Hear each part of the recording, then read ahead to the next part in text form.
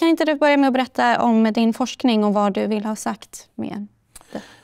Min forskning bygger generellt på hur företag och industri arbetar med klimatförändringar. I och med att jag jobbar i Australien så är det mycket runt kol- och gasindustrierna.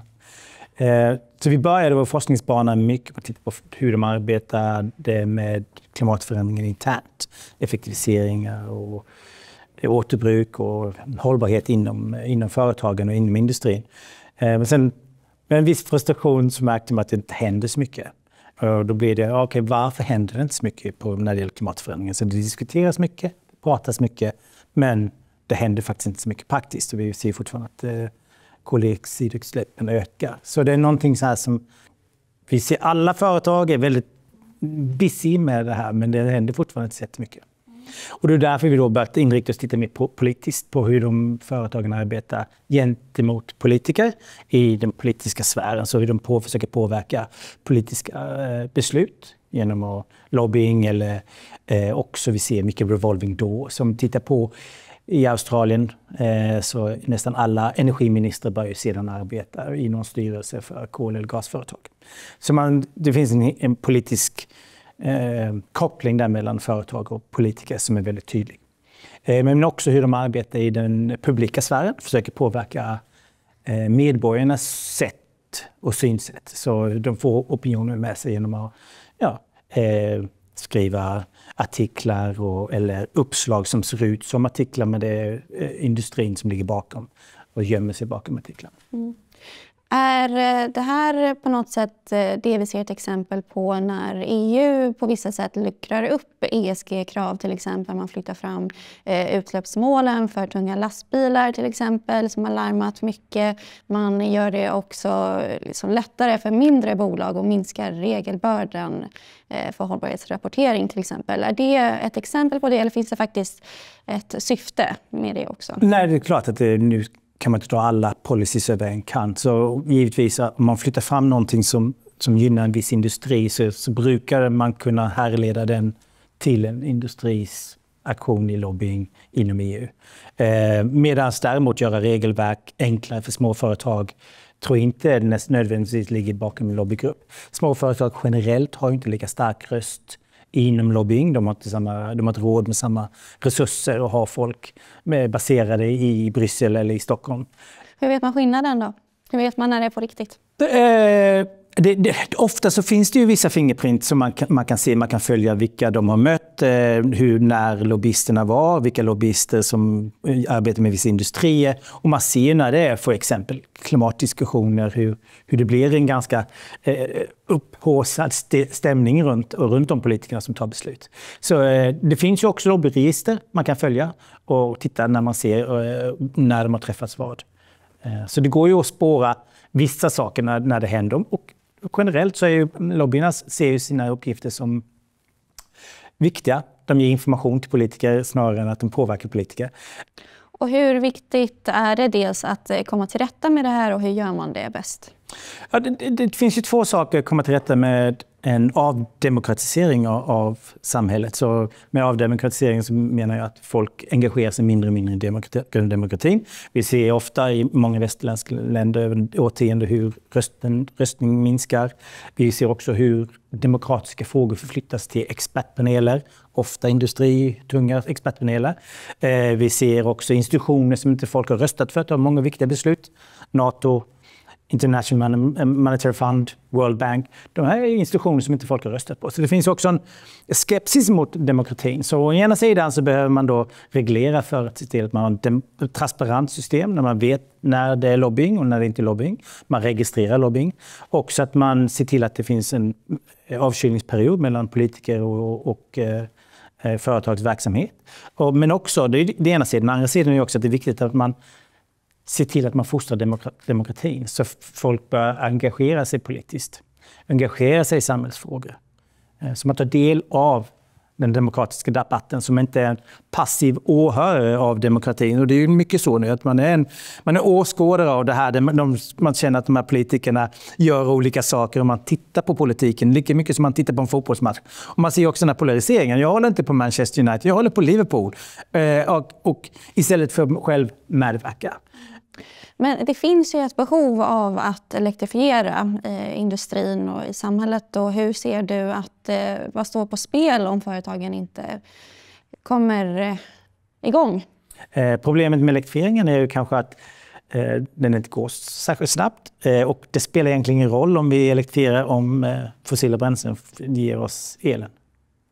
Så även nu i de flesta länder, och Kina är ett praktexempel där man nu har fantastisk omställning till renewable. Nästan, de gör hur mycket som helst inom sol och vind, men de också öppnar en kolgruva varje vecka. Så det spelar ingen roll hur mycket vind och el vi har, hur mycket elektrifierar om vi fortsätter med att gräva upp fossila bränslen. Så vi ser ju ingen transition, många pratar om energy transition, vi kommer gå till förnybar energi, men vi gör det också, det läggs bara på toppen. För förbrukningen av fossila bränslen ökar ju också, och därav koldioxidutsläppen.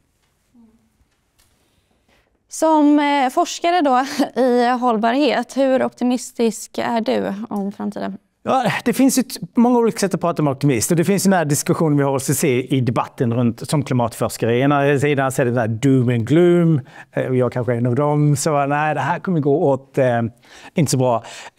Medan andra då, men det är viktigt att vi är hope and cope, vi kan vara med, vi kan förändra världen.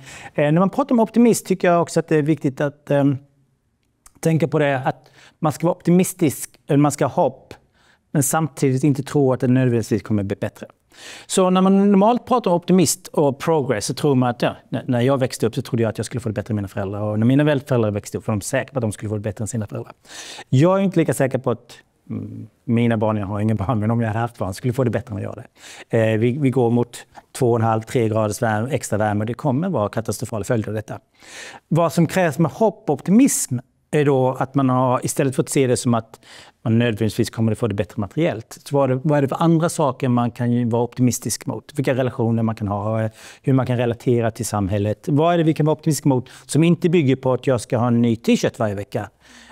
Och vilka sorts relationer kan vara optimistisk mot? Och det är också viktigt att man inte slutar kämpa, för varje del av en grad gör stor skillnad. Så det är fortfarande viktigt att man mobiliserar sig mot klimatförändring, även om vi vet att det kommer att bli sämre. Hur summerar du ljusglimtarna då, om man ska ha någonting att se fram emot? Jag är inte rätt person att fråga kanske. Nej, jag tror väl att det är klart att det finns ljusglimtar generellt. Till exempel när nu Donald Trump gick bort från Parisavtalet igen, så var det ingen annan som följde med. Så det också kanske minst visst hans öppning av försökande att öppna nya kolgruvor och hans förnekelse av klimatet kanske är skrämmande i sig, men vi såg inte en stor omväxling bland andra länder, vilket är positivt. Jag tror också det finns många positiva samhällsutvecklingar på lokal nivå där man tittar på det här i städer.